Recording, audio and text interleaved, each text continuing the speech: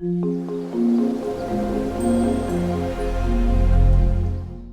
Friends, இன்றைக்கி நம்ம பார்க்க போகிற ரெசிபி முள்ளங்கி மஷ்ரூம் குழம்பு.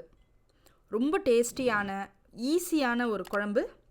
இட்லி, தோசை, சாதம் எல்லாத்துக்குமே ரொம்ப நல்லாயிருக்கும். வாங்க எப்படி செய்கிறதுன்னு பார்ப்போம். இப்போ கடாயில் எண்ணெய் விட்டுக்கோங்க. 2 டேபிள் ஸ்பூன் எண்ணெய் விட்டுருக்கேன். எண்ணெய் சூடானோன்னே 2 பிரிஞ்சி இலை, 3 துண்டு பட்டை, கொஞ்சம் கல்பாசி, பாருங்கள் 1 ஸ்டார் அனீஸ், 2 கிராம்பு, 1 ஏலக்காய் விட்டு நல்லா ஃப்ரை பண்ணிக்கோங்க.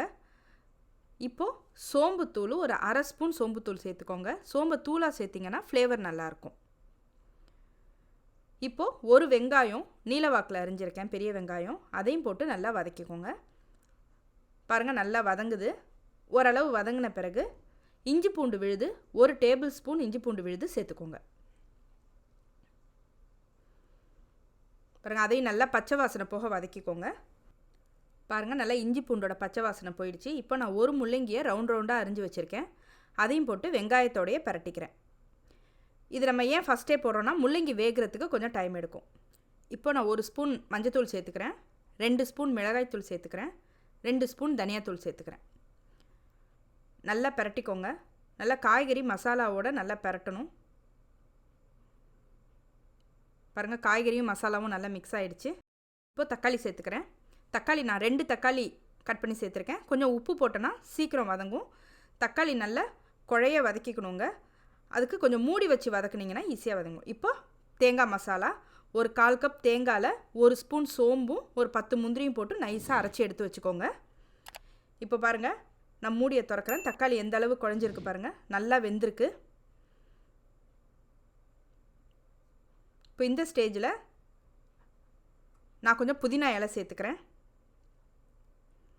பாருங்கள் ஒரு 3 இனுக்கு புதினா, ஒரு 10 இலை இருக்கும் சேர்த்து அதையும் நல்லா வதக்கிக்கோங்க. ஃப்ளேவர் நல்லாயிருக்கும். இப்போது நான் ஒரு 200 கிராம் மஷ்ரூம் அதை நான் கட் பண்ணி அதையும் நான் சேர்த்துக்கிறேன். இப்போ மஷ்ரூம் சேர்த்த பிறகு நீங்கள் தண்ணி விடணும்னு அவசியம் இல்லைங்க. ஏன்னா மஷ்ரூமே நல்லா தண்ணி விடும். அந்த தண்ணியிலேயே மஷ்ரூம் நல்லா வேகும். இப்போது உப்பு சேர்த்துக்கோங்க. மஷ்ரூமுக்கு தேவையான உப்பு நான் ஆட் பண்ணிக்கிறேன். கொஞ்சம் பெருங்காயம் ஆட் பண்ணிக்கிறேன். பாருங்கள் இப்போ நல்லா வதக்கி மூடி வச்சு ஒரு 5 நிமிஷம் இல்லை 8 நிமிஷம் அப்படியே விட்டுருங்க. பாருங்கள் 8 நிமிஷத்துக்கு அப்புறம் எந்த அளவு வெந்திருக்கு பாருங்கள். முள்ளங்கியும் ஓரளவு வெந்துருச்சு, மஷ்ரூம் வெந்துருச்சு. இப்போ நான் கொஞ்சம் கரம் மசாலா சேர்த்துக்கிறேன். ஒரு ஸ்பூன் கரம் மசாலா சேர்த்துருக்கேன். இது கரம் மசாலாவும் சேர்த்துக்கலாம், இல்லை சிக்கன் மசாலா கிடைச்சாலும் சேர்த்துக்கலாம். இப்போ பாருங்கள் நான் அரைச்சி வச்சுருந்த தேங்காய் விழுது, தேங்காய், சோம்பு, முந்திரி அதையும் இந்த ஸ்டேஜில் சேர்த்து நல்லா கொதிக்க விட வேண்டியதாங்க. பாருங்கள் அதையே கழுவி கொஞ்சம் தண்ணியும் விட்டுக்கிறேன். 1 கப் தண்ணி விட்டுறேன். ஏன்னா இது நமக்கு குழம்பா வேணுங்கிறதுனால கொஞ்சம் தண்ணி சேர்த்துக்கலாம். பாருங்கள் நல்லா குழம்பு கொதித்து ரெடி ஆகிட்டுருக்கு. இப்போ மூடி வச்சு ஒரு 5 நிமிஷம் அப்படியே விட்டுருங்க. நல்லா எண்ணெய் பிரிஞ்சு வந்துடும். பாருங்கள் மஷ்ரூம் முள்ளங்கி குழம்பு ரெடி ஆகிடுச்சுங்க.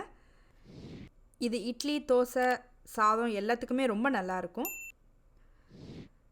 நீங்களும் வீட்டில் செஞ்சு பாருங்கள், உங்களுக்கு ரொம்ப பிடிக்கும். இந்த வீடியோ பிடிச்சிருந்ததுன்னா லைக் பண்ணுங்கள், ஷேர் பண்ணுங்கள், கமெண்ட் பண்ணுங்கள். ஃபஸ்ட் டைம் பார்க்குறவங்களா இருந்தால் சப்ஸ்கிரைப் பண்ணுங்கள்.